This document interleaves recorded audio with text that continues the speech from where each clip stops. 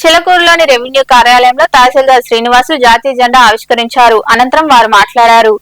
ఈ కార్యక్రమంలో SI Suresh Babu, RI పూర్ణ, VRO association అధ్యక్షుడు గిద్దలూరు రమణయ్య, కార్యదర్శులు శ్రీనివాసులు తదితరులు పాల్గొన్నారు.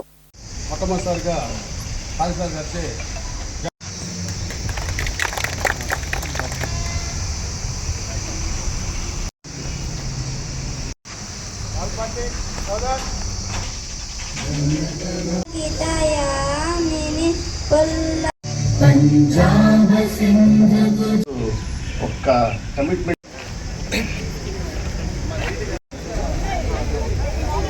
జీవిస్తున్నామంటే దానికి ఎంతోమంది త్యాగదనులు, ఎంతోమంది మహనీయుల పోరాటాలు, కృషి ఫలితమే మనకు స్వాతంత్రం వచ్చి ఈరోజు ఆ స్వేచ్ఛావాయువులు పీల్చుకుంటూ మనం ఎంతో స్వేచ్ఛగా మన జీవితంలో, మన దేశంలో జీవిస్తున్నాము. అదేవిధంగా మన దైనందిన జీవితంలో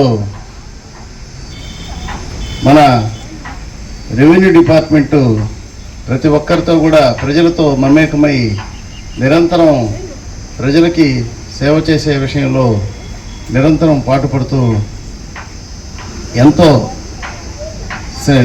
కష్టపడి పనిచేస్తున్నాము.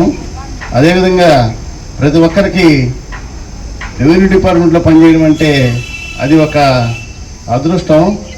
ఎందుకంటే ప్రజలకి ప్రతి ఒక్క ఎంఆర్ఓ గారు చెప్పినట్టు మండలంలో మేము ఎంఆర్ఓ గారు ఇద్దరం సమన్వయంతో పనిచేస్తూ ఉన్నాము.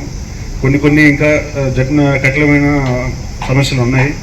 1-2 సార్లు మేము కూర్చొని మాట్లాడి, అట్లా పబ్లిక్తో కూడా మాట్లాడి ఇంటరాక్ట్ అయ్యి ఎటువంటి సమస్యలు లేక వాళ్ళ సమస్యని మ్యాక్సిమం సాల్వ్ అయ్యేంత వరకు మేము ప్రయత్నిస్తాము.